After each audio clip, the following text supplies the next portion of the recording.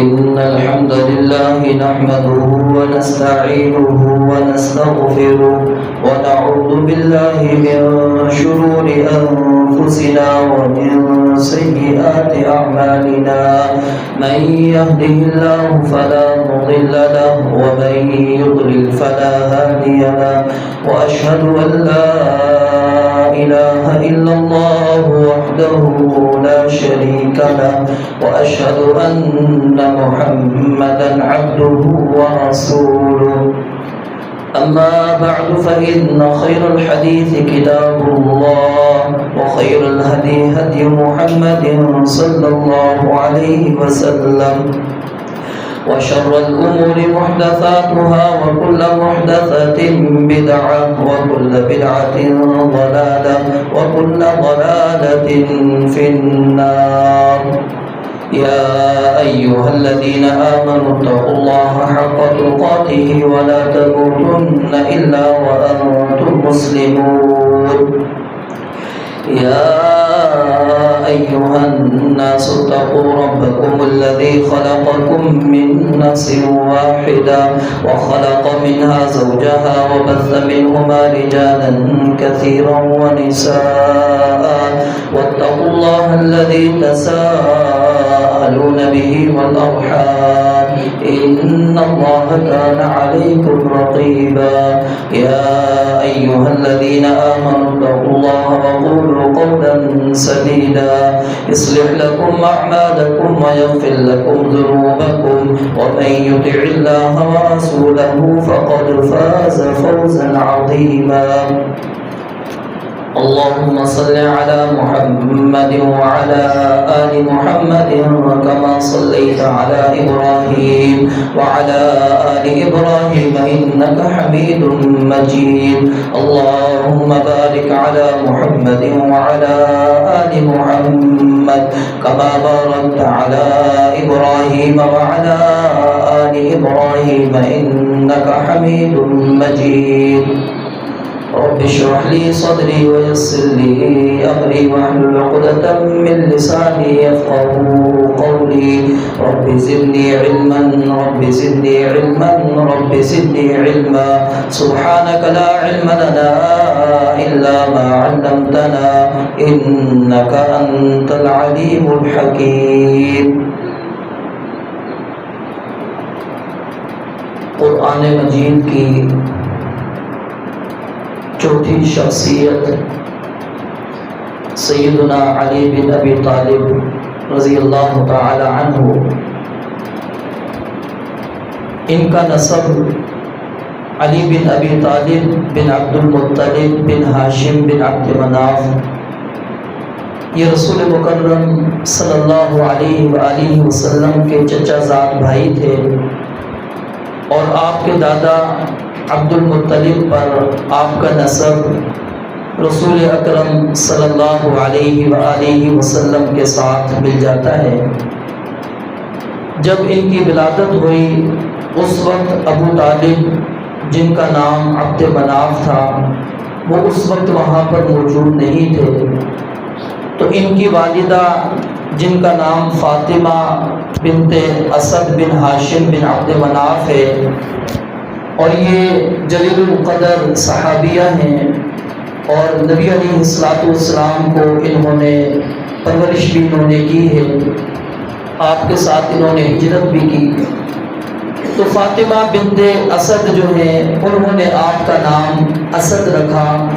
اپنے والد کے نام پر، لیکن جب ابو طالب واپس آئے ان کو پتہ لگا میرے ہاں بچے کی ولادت ہوئی ہے اور ان کا نام اسد رکھا گیا ہے، تو انہوں نے اس نام کو تبدیل کیا اور علی پھر انہوں نے نام رکھ دیا۔ آپ کی کنیت ابو الحسن ہے کیونکہ آپ کے بڑے بیٹے حسن رضی اللہ تعالیٰ عنہ ان کی مناسبت سے، اور اسی طرح آپ کی کنیت ابو تراب بھی ہے۔ رسول اللہ صلی اللہ علیہ وآلہ وسلم ایک مرتبہ سیدہ فاطمہ رضی اللہ تعالیٰ عنہ کے پاس تشریف لائے، تو جب دیکھا کہ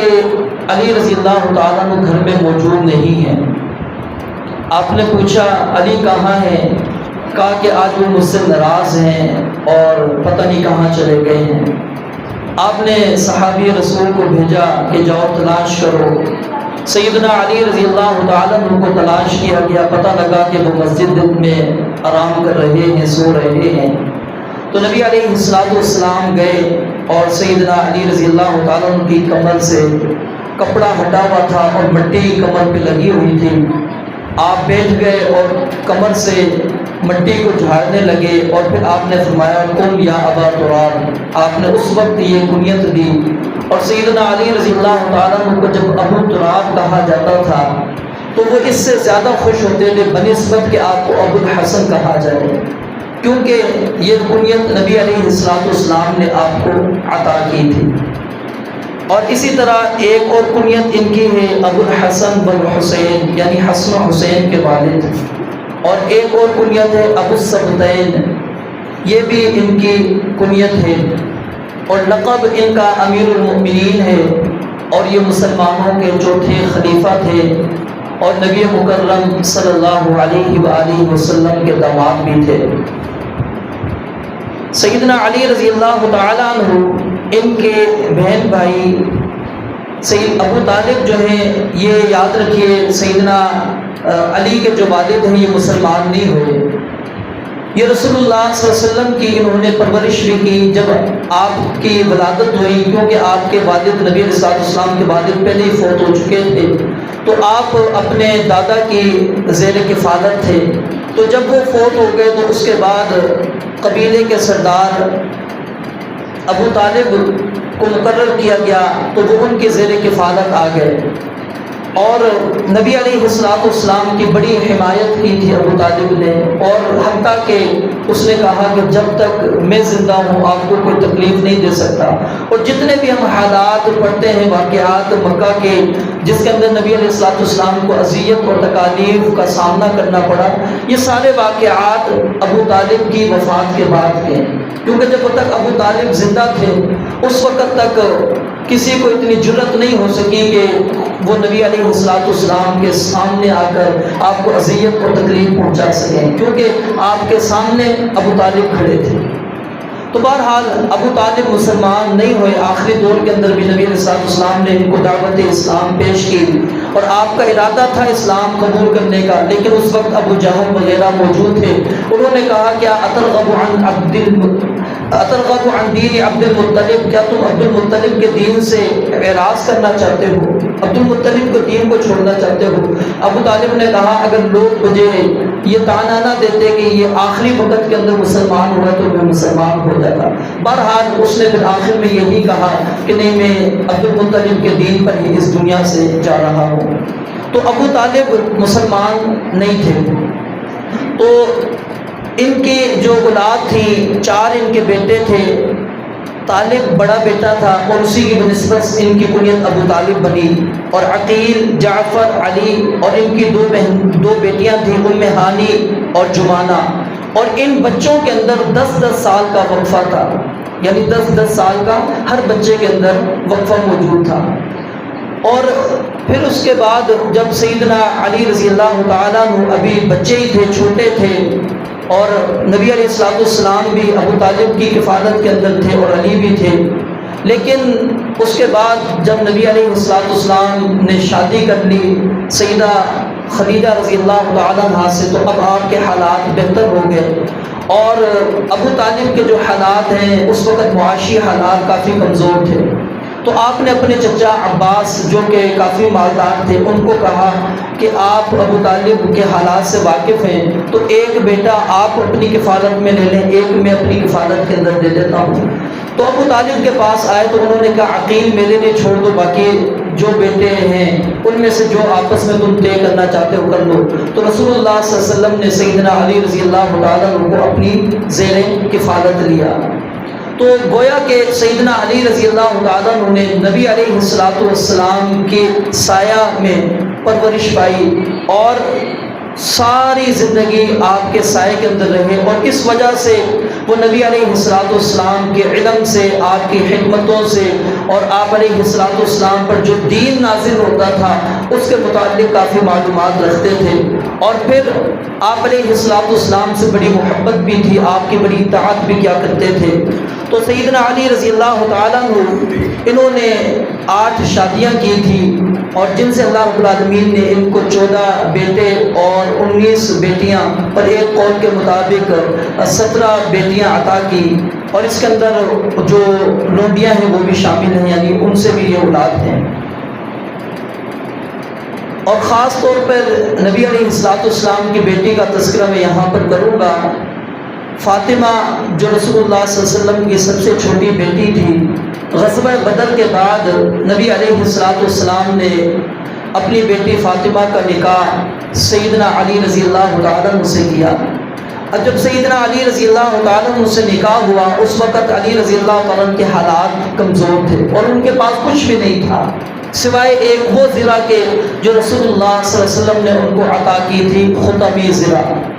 آپ نے پوچھا علی حکمین میں کیا دو گے؟ کہا میرے پاس تو کچھ نہیں ہے۔ آپ نے فرمایا وہ زرہ کہاں ہے؟ تو بہرحال وہ زرہ انہوں نے پھر بازار کے اندر بیچی، 4000 درہم کے اندر سیدنا عثمان غنی رضی اللہ تعالیٰ عنہ نے خریدی، اور خریدنے کے بعد زرہ اپنے ہاتھ میں لی، قیمت ان کے ہاتھ میں دینے کے بعد پھر وہ زرہ بھی ان کو بطور ہبہ تحفتاً دے دی کہ یہ آپ میری طرف سے تحفتاً رکھ لیں، یعنی وہی زرہ صرف جو ہے سیدنا علی رضی اللہ تعالیٰ نے بطور حق مہر عطا کی۔ تو سیدنا علی رضی اللہ تعالیٰ عنہ نے جب سیدہ فاطمہ رضی اللہ تعالیٰ عنہ سے نکاح کیا، تو فاطمہ رضی اللہ تعالیٰ عنہ نے بڑی مشقت والی، تکلیف والی زندگی بسر کی، اور پھر احادیث کے اندر ہمیں ایسے واقعات بھی ملتے ہیں کہ وہ چکی چلا کر ہاتھ میں ان کے چھالے پڑ جایا کرتے تھے، دور سے پانی لے کر آتی تھی تو یہاں پر نشانات پڑ جایا کرتے تھے۔ تو رسول اللہ صلی اللہ علیہ وسلم کے پاس ایک مرتبہ آئی اور کہا کہ مجھے غلام دے دیں، آپ کے پاس اتنے زیادہ غلام موجود ہیں۔ آپ علیہ السلام نے اپنی بیٹی کو غلام نہیں دیا، کہا کہ واپس چلی جاؤ۔ پھر آپ رات کے وقت ان کے گھر پر تشریف لائے، سیدنا علی بھی موجود تھے، سیدہ فاطمہ بھی درمیان میں، آپ لیٹ گئے، اور آپ نے پھر اس وقت آپ نے ان کو، جس کو ہم تسبیح فاطمہ کہتے ہیں، ہمارے ہاں تسبیح فاطمہ کے نام سے معروف ہے کہ سبحان اللہ الحمدللہ اللہ اکبر، سبحان اللہ 33 مرتبہ، الحمدللہ 33 مرتبہ، اور اللہ اکبر 34 مرتبہ، یہ آپ نے ان کو پھر وظیفہ بتایا اور کہا کہ یہ وظیفہ پڑھ لیا کرو، یہ تمہارے لیے اس غلام سے جو تم سے طلب کرنے آئی ہو اس سے بھی زیادہ افضل ہے، بہتر ہے۔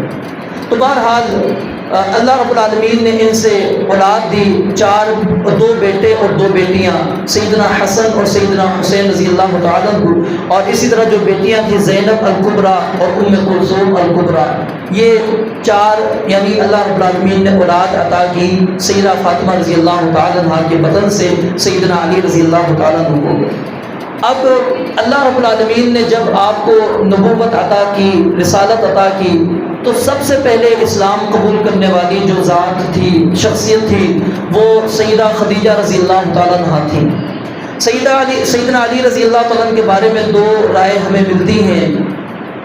کہ سیدنا علی رضی اللہ تعالیٰ نے نبی علیہ السلام اور سیدہ خدیجہ رضی اللہ تعالیٰ عنہ کو نماز پڑھتے ہوئے دیکھا تو پوچھا یہ کیا تم کر رہے ہو، کون سی عبادت کر رہے ہو؟ پھر آپ نے ان پر دین اسلام کو پیش کیا، بتلایا۔ تو علی رضی اللہ تعالیٰ نے کہا کہ میں اپنے والد سے پوچھوں گا۔ آپ اس وقت کیونکہ اعلان نبوت آپ نے ابھی کیا نہیں تھا، ابھی مخفی رکھا ہوا تھا اپنے آپ کو، آپ نے منع کر دیا، کہا کہ نہیں، اگر اسلام تم قبول نہیں کرتے تو اپنے والد سے نہ پوچھو۔ بہرحال رات کہتے ہیں پھر میں سوچتا رہا، تو صبح جب اٹھا تو میرے دل کے اندر اسلام کی محبت پیدا ہو چکی تھی، اور میں نے نبی علیہ السلام کو کہا کہ آپ مجھے کلمہ پڑھائیے۔ تو سیدنا علی رضی اللہ تعالیٰ عنہ یعنی سب سے پہلے جو مسلمان ہونے والے لوگ ہیں ان میں سیدنا علی رضی اللہ تعالیٰ عنہ ہیں، اور علماء نے اس انداز سے اس کے اندر تطبیق دی ہے کہ عورتوں میں سے سب سے پہلے اسلام قبول کرنے والی سیدہ خدیجہ رضی اللہ تعالیٰ عنہ ہیں، بچوں میں سے سیدنا علی رضی اللہ تعالیٰ عنہ ہیں، غلاموں میں سے زید بن حارثہ ہیں، اور بڑے لوگوں میں سے سیدنا ابو بکر صدیق رضی اللہ تعالیٰ عنہ ہیں۔ اور یہی بات درست ہے، کیونکہ اگر آپ اس تطبیق کو نہ لیں تو پھر جو ہے لوگ اس مسئلے کے اندر بالکل جھاڑ دیتے ہیں کہ نہیں، سب سے پہلے اسلام قبول کرنے والے علی تھے، ابو بکر نہیں تھے، زید بن حارثہ نہیں تھے، فلاں تھے، نہیں۔ تو یہی صحیح بات ہے، کیونکہ جو تاریخ سے اور کتب احادیث ہمیں بات ملتی ہے وہ یہی ہے کہ علی رضی اللہ تعالیٰ بچوں میں سے سب سے قبل اسلام قبول کرنے والے تھے۔ اور یہاں پر ایک چیز رہ گئی سیدنا علی رضی اللہ تعالیٰ عنہ کے حوالے سے کہ ان کی ولادت کب ہوئی تھی۔ ان کی ولادت کے متعلق ہمیں 3 رائے ملتی ہیں کہ ایک تو قول یہ ہے کہ وہ نبوت سے 15 یا 16 سال قبل، جب نبی علیہ السلام نے کو اللہ تعالیٰ نے نبی بنایا، اس سے 15 یا 16 سال قبل ان کی ولادت ہوئی۔ اور ایک قول یہ ہے کہ 10 سال، اور یہی امام ابن حجر رحمۃ اللہ علیہ نے اسی کو راجح قرار دیا ہے، اور ایک قول 5 سال کا بھی ہے۔ تو بہرحال 10 سال صحیح بات ہے کہ نبوت سے 10 سال پہلے سیدنا علی رضی اللہ تعالیٰ عنہ ان کی ولادت ہوئی تھی۔ اب اسلام قبول کر لیا، اور اس کے بعد نبی علیہ السلام شروع کے اندر جو ہے عبادت مخفی انداز کے اندر کیا کرتے تھے، آپ دور گھاٹیوں کے اندر چلا جایا کرتے تھے، وہاں پر جا کر عبادت کرتے تھے۔ تو آپ کے ساتھ سیدنا علی رضی اللہ تعالیٰ بھی چھپ چھپا کر آپ کے پیچھے آ جایا کرتے تھے اور آپ کے ساتھ نمازیں پڑھتے تھے۔ اور ایک موقع پر پھر ابو طالب نے جو ہے وہ نبی علیہ السلام کو بھی نماز پڑھتے ہوئے دیکھ لیا، اور ابو طالب کو علی رضی اللہ تعالیٰ کو بھی۔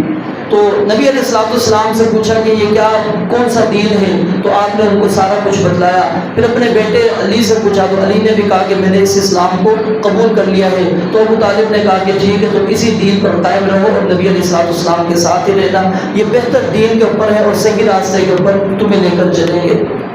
پھر بالآخر زندگی گزرتی چلی گئی، حتیٰ کہ اللہ رب العالمین نے ہجرت کا حکم دیا۔ جب ہجرت کا واقعہ پیش آیا تو رسول اللہ صلی اللہ علیہ وسلم کے متعلق قریش نے دارالندوہ میں بیٹھ کر آپ کے قتل کی پلاننگ کر لی تھی۔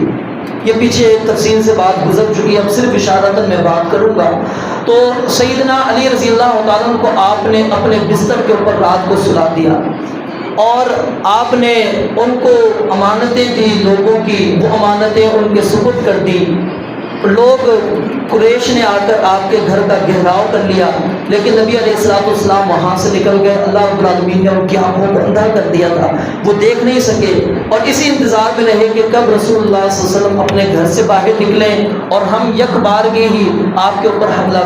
کریں گے۔ لیکن جب صبح ہوئی، دیکھا کہ وہاں سے بستر سے تو سیدنا علی رضی اللہ تعالیٰ نے اٹھ رہے ہیں، وہ بیدار ہوئے، رسول اللہ صلی اللہ علیہ وسلم تو ہے ہی۔ تو انہوں نے کہا تم یہاں پر کہاں پر ہو، تمہارے ساتھی کہاں ہے؟ انہوں نے کہا مجھے نہیں پتا۔ بڑی کوشش کی، اور حتیٰ کہ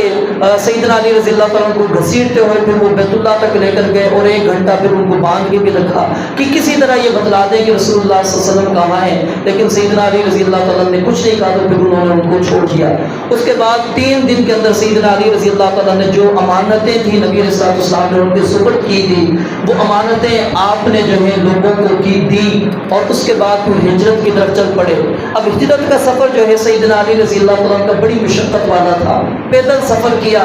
اور سفر رات کے وقت کیا کرتے تھے، دن کو چھپ جایا کرتے تھے۔ کیوں؟ آپ پہلے سن چکے ہیں کہ وہ کفار کیا ہے، مسلمانوں کو ہجرت نہیں کرنے دیتے تھے، ان کا تعاقب کیا کرتے تھے، تو اس لیے وہ رات دن کو کہیں پناہ لے لیتے، چھپ جایا کرتے تھے، اور جب رات اندھیرا چھا جایا کرتا تھا تو اس کے بعد پھر وہ سفر اپنا آغاز کرتے۔ تو بڑی مشقت کے ساتھ وہ اپنے سفر کو انہوں نے مکمل کیا، اور رسول اللہ صلی اللہ علیہ وآلہ وسلم کے پاس مدینہ پہنچے۔ مدینہ پہنچنے کے بعد پھر جب آپ نے مواخات قائم کی تھی، تو آپ کا جس سے بھائی والا رشتہ اللہ کے نبی علیہ السلام نے قائم کیا، وہ سہل بن حنیف رضی اللہ تعالیٰ عنہ تھے۔ اور یہ سہل بن حنیف رضی اللہ تعالیٰ عنہ، ان کو پہلے سے ہی انہوں نے اپنے ذہن کے اندر سیدنا علی رضی اللہ تعالیٰ نے رکھا تھا کہ اگر میں نے کسی کا بھائی بننا ہے یا میں نے رشتہ قائم کرنا ہے تو سہل سے کروں گا۔ تو اللہ رب العالمین نے ان کی اس مراد کو بھی مکمل کیا۔ اس کے بعد غزوات کی جب بات آئی، جنگوں کی باتیں آئیں، تو امام نووی رحمۃ اللہ علیہ اس کے متعلق لکھتے ہیں کہ غزوہ تبوک کے علاوہ جتنی بھی جنگیں تھیں، تمام جنگوں کے اندر سیدنا علی رضی اللہ تعالیٰ عنہ نے شرکت کی۔ اب اختصار سے صرف میں چند جنگوں کے اندر جو ان کا کردار تھا وہ آپ کے سامنے رکھنا چاہتا ہوں۔ غزوہ بدر کے اندر جب کفار کی طرف سے دعوت مبارزت آئی کہ مقابلے کے لیے کون کھڑا ہو، تو ادھر سے 3 لوگ تھے، تو یہاں پر مسلمانوں میں سے بھی 3 افراد ان کے مقابلے کے اندر آئے، اور ان کی خواہش یہی تھی کہ ہمارا ہی جو عزیز ہو، ہمارا جو رشتہ دار ہے وہی ہمارے سامنے آئے۔ تو بہرحال سیدنا علی رضی اللہ تعالیٰ عنہ ان کے مد مقابل جو تھے ولید بن عتبہ تھا، تو سیدنا علی رضی اللہ تعالیٰ نے ایک ہی بار کے اندر اس کو قتل کر دیا۔ اور پھر اس کے بعد غزوہ احد کے اندر سیدنا علی رضی اللہ تعالیٰ عنہ نے اسی طرح عثمان بن طلحہ بن عثمان، اس نے بھی دعوت مبارزت پیش کی، تو سیدنا علی رضی اللہ تعالیٰ عنہ اس کے مقابلے کے اندر آئے، اور پھر انہوں نے اس سے لڑائی کرتے ہوئے اس کے پاؤں کو کاٹ دیا، اور اس کے بعد جب وہ زمین پر گر گیا تو اس کو قتل کرنے لگے، تو یہاں تک کہ اس کی شرمگاہ سے کپڑا ہٹ گیا، تو اس نے پھر اللہ کا واسطہ دے کر اور اپنی قرابت داری کا واسطہ دے کر کہا کہ مجھے قتل نہ کرو۔ تو سیدنا علی رضی اللہ تعالیٰ نے اس کو قتل نہیں کیا۔ صحابہ نے کہا کہ آپ نے اس کو قتل کیوں نہیں کیا؟ کہا اس نے مجھے اللہ کا واسطہ دے دیا تھا، اس لیے میں نے اس کو قتل نہیں کیا۔ تو یہاں پر اگر غور بھی کریں کہ تلوار کے سائے کے اندر موجود ہے، لیکن کیا ہے، جب اس نے اللہ کا واسطہ دیا تو صحابہ کرام رضوان اللہ علیہم اجمعین کی تربیت آپ نے جو کر رکھی تھی وہ کیا تھی کہ بس پھر آپ نے چھوڑ دینا ہے، چاہے وہ کافر ہے۔ کیوں؟ یہ تربیت تھی نبی علیہ الصلوۃ والسلام کی، اور اسی تربیت پر سیدنا علی رضی اللہ تعالیٰ نے اپنے نفس کے اوپر ضبط کیا اور اس کو قتل نہیں کیا، اس کو چھوڑ دیا۔ اور اس کے بعد اسی غزوہ احد کے اندر جب سیدنا مصعب بن عمیر ان کے ہاتھ میں جھنڈا تھا، تو جب وہ شہید ہو گئے تو اس کے بعد جھنڈا سیدنا علی رضی اللہ تعالیٰ عنہ نے اٹھا لیا۔ اور اسی طرح اس کے اندر جنگ احد کے اندر ایک واقعہ، جب نبی علیہ الصلوۃ والسلام گڑھے کے اندر گرے تو آپ کو گڑھے سے باہر نکالنے والوں میں سیدنا علی رضی اللہ تعالیٰ عنہ تھے، آپ نے ہاتھ دیا اور نبی علیہ الصلوۃ والسلام نے ان کا ہاتھ پکڑ کر باہر آئے تھے۔ اور پھر جب جنگ مکمل ہو گئی، کفار وہاں سے بھاگ گئے، چلے گئے، تو نبی علیہ الصلوۃ والسلام نے ان کے حالات کا جائزہ لینے کے لیے سیدنا علی رضی اللہ تعالیٰ عنہ کو بھیجا، جاؤ ان کا تعاقب کرو، پیچھے کرو کہ دیکھو کیا وہ مکہ کی جانب جا رہے ہیں یا وہ مسلمانوں پر مدینہ کی جانب جا کر حملہ کرنا چاہتے ہیں۔ تو انہوں نے پورا جائزہ لے کر پھر نبی علیہ الصلوۃ والسلام کو آ کر اطلاع دی کہ نہیں، وہ آرام سے مکہ چلے گئے ہیں۔ اس کے بعد پھر بنو نذیر، یہ غزوہ احد کے بعد واقعہ پیش آیا۔ اس کے اندر ایک رات رسول اللہ صحابہ کرام رضوان اللہ علیہم اجمعین نے سیدنا علی رضی اللہ تعالیٰ کو قافلے کے اندر نہیں پایا۔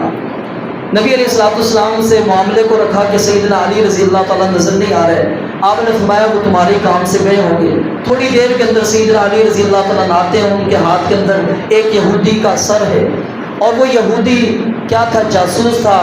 اور ان کا بڑا ماہر تیر انداز بھی تھا۔ اب یہ اشارہ اس لیے میں کر رہا ہوں کہ دیکھیں جو تیر انداز ہو اور اس کو پھر پکڑ کے لانا، اس کو قتل کرنا، کتنی بہادری کی بات ہے۔ تو سیدنا علی رضی اللہ تعالیٰ نے بہرحال اس کو قتل کیا اور اس کے باقی ساتھیوں کو بھگا دیا۔ اس کے بعد پھر نبی علیہ الصلوۃ والسلام نے کیا نام ہے ان کا کفار کا تعاقب کیا غزوہ حمراء الاسد کے اندر۔ اس کے اندر سیدنا علی رضی اللہ تعالیٰ بھی شامل تھے۔ اور غزوہ احزاب کے اندر جب خندقیں کھودی گئی تو ایک ایسی جگہ تھی جہاں پر خندق گہری نہیں کھود سکے، وہاں سے کفار نے اپنے کچھ جو ہیں گھوڑوں سمیت وہ کچھ کفار وہاں پر داخل ہوئے۔ عمر بن بدھ وہ شخص بھی وہاں پر تھا، اور یہ جنگ بدر کے اندر آیا تھا اور زخمی ہو چکا تھا، لیکن احد کے اندر نہیں آیا تھا اس زخمی ہونے کی وجہ سے۔ تو اس نے یہ بات کہی تھی کہ اگر میرے سامنے کوئی قریشی 2 باتیں پیش کرے گا اس کی میں باتیں تسلیم کر لوں گا۔ جب سیدنا علی رضی اللہ تعالیٰ کا اس کے سامنے مقابلہ ہوا تو سیدنا علی رضی اللہ تعالیٰ نے پہلے تو اس کو وہ بات یاد دلائی کہ تم نے یہ بات کہی تھی، تمہیں یاد ہے؟ کہا کہ ہاں یاد ہے۔ کہا پھر میں تمہیں اللہ کی طرف دعوت دیتا ہوں، اسلام کی طرف تمہیں بلاتا ہوں، اللہ اور اس کے رسول علیہ السلام کی طرف آ جاؤ، اسلام قبول کر لو۔ اس نے انکار کر دیا تو سیدنا علی رضی اللہ تعالیٰ نے کہا پھر آؤ مجھ سے مقابلہ کرو۔ اس نے کہا دیکھو تم میرے رشتہ دار ہو، میں تمہیں قتل نہیں کرنا چاہتا، لیکن سیدنا علی رضی اللہ تعالیٰ نے کہا اللہ کی قسم میں تمہیں قتل کرنا پسند کرتا ہوں۔ اور اس بات میں پھر اس کو غصہ آ گیا کہ میں تو نہیں ماننا چاہ رہا، یہ مجھے قتل کرنا چاہ رہا ہے۔ وہ گھوڑے سے اترا، اپنے گھوڑے کی ٹانگیں کاٹی اور گھوڑے کو کاٹ کر سائڈ میں کیا تاکہ وہ درمیان کے اندر گھوڑا نہ آئے۔ سیدنا علی رضی اللہ تعالیٰ سے مقابلہ ہوا، بہرحال وہ کیا ہے شکست سے دوچار ہوا، سیدنا علی رضی اللہ تعالیٰ نے اس کو قتل کر دیا۔ اور اسی طرح پھر بنو قریظہ غزوہ جو ہے اس کے اندر جب تک رسول اللہ صلی اللہ علیہ وسلم نے یہ محاصرہ کر کے اس بنو قریظہ کے جو یہودی تھے ان کا محاصرہ آپ نے کافی عرصے کیا، اور ان کی جو کمان تھی وہ سیدنا علی رضی اللہ تعالیٰ عنہ کے ہاتھ میں تھی، اور سیدنا علی رضی اللہ تعالیٰ عنہ کے ہاتھ میں وہ جھنڈا بھی تھا۔ جب تک سیدنا سعد بن معاذ رضی اللہ تعالیٰ عنہ کے فیصلے پر وہ نہیں آئے تھے، سیدنا علی رضی اللہ تعالیٰ عنہ ہی وہ ان کے سامنے یعنی بطور سپہ سالار کھڑے رہے۔ اور پھر اس کے بعد صلح حدیبیہ کے موقع پر جب صلح ہونے لگی، اس صلح کے لکھنے والے یہی سیدنا علی رضی اللہ تعالیٰ عنہ تھے، یہ کاتب تھے۔ اور پھر اس کے اندر جب انہوں نے لکھا کہ یہ مصالحت ہے محمد رسول اللہ صلی اللہ علیہ وسلم کی طرف سے، تو انہوں نے کہا ہم رسول اللہ کو نہیں جانتے، اگر رسول اللہ ہم آپ کو تسلیم کر دیں تو آپ سے ہمارا جھگڑا نہ ہو، تو یہ رسول اللہ مٹا دیجئے۔ تو سیدنا علی رضی اللہ تعالیٰ نے کہا میں تو نہیں مٹا سکتا۔ پھر آپ نے خود اپنے ہاتھوں سے نبی علیہ السلام نے مٹایا، اور ادھر پھر محمد بن عبداللہ لکھا، اور بسم اللہ الرحمن الرحیم پورا لکھی تھی، تو انہوں نے کہا یہ الرحمن الرحیم یہاں سے آپ مٹا دیں، تو اس میں بھی سیدنا علی رضی اللہ تعالیٰ نے کہا میں یہ نہیں مٹا سکتا، نبی علیہ السلام نے مٹائی، صرف بسم اللہ وہاں پر جملہ لکھا گیا۔ تو صلح حدیبیہ کے لکھنے والے بھی سیدنا علی رضی اللہ تعالیٰ عنہ تھے، اور خاص طور پر حدیبیہ کے موقع پر رسول اللہ صلی اللہ علیہ وسلم نے جب کچھ غلام جب آپ نے یہاں پر آ کے پڑاؤ ڈالا، صلح ہونے سے پہلے کچھ لوگوں کو پتہ لگا کہ نبی علیہ السلام جو ہیں صحابہ کرام رضوان اللہ علیہم اجمعین کے ساتھ مدینہ سے آئے ہوئے ہیں، تو وہ اپنے آقاؤں سے بھاگ کر کسی طرح نبی علیہ السلام تک پہنچ گئے۔ ابھی تک صلح نہیں ہوئی تھی، کیونکہ اس کے اندر ایک شک یہ بھی موجود تھی کہ اب جو بھی آئے گا ہماری طرف سے آپ واپس کریں گے۔ تو وہ لوگ آئے، انہوں نے مطالبہ کیا کہ جی ہمارے غلام جو آپ کے پاس بھاگ کر آئے ہیں واپس کر دیں، تو نبی علیہ السلام نے کہا کہ نہیں، واپس ابھی تو نہیں واپس ہوں گے۔ اور پھر آپ نے سیدنا علی رضی اللہ تعالیٰ عنہ کے بارے میں ان کو یہ بات خاص طور پہ کہی کہ باز آ جاؤ اس چیز سے، وگرنہ اللہ رب العالمین تم پر ایک ایسے شخص کو مسلط کریں گے جو تمہیں قتل کر دیں گے۔ اور صحابہ کرام کہتے ہیں اس جملے کے سننے کے بعد ہم نے تمنا کی کاش کہ ہم ہوں، لیکن آپ نے سیدنا علی رضی اللہ تعالیٰ عنہ کا نام لیا کہ یہ وہ شخص ہوں گے۔ اور اس کے بعد عمرۃ القضاء، جب آپ اگلے سال آ کر جب آپ نے عمرہ کیا، اس موقع پر ایک واقعہ پیش آیا کہ جب آپ عمرہ کر کے واپس جانے لگے تو سیدنا حمزہ رضی اللہ تعالیٰ عنہ کی بیٹی تھی، وہ وہاں پر تھی، تو نبی علیہ السلام کے پیچھے دوڑتی ہوئی آئی اور انہوں نے چچا چچا کہہ کر آپ کے پاس آنے کی کوشش کی۔ سیدنا علی رضی اللہ تعالیٰ نے ان کو اٹھا لیا اور سیدہ فاطمہ رضی اللہ تعالیٰ عنہ کے پاس لے کر آیا اور کہا کہ اپنے چچا کی بیٹی کو سنبھالو۔ بہرحال لے کر آئے، تو اس کے بعد اب زید رضی اللہ تعالیٰ عنہ انہوں نے کہا یہ میرے بھائی تھے سیدنا حمزہ، تو ان کی بیٹی کو میں سنبھالوں گا۔ جعفر نے کہا کہ نہیں، ان کی جو خالہ ہے میرے گھر کے اندر ہے، لہٰذا یہ اس بچی کو میں لوں گا۔ سیدنا علی رضی اللہ تعالیٰ نے کہا کہ نہیں، اس کی کفالت میں کروں گا۔ تو بہرحال نبی علیہ السلام نے فیصلہ یہ کیا کہ سیدنا جعفر رضی اللہ تعالیٰ کے حوالے کی جائے یہ بچی، اور سیدنا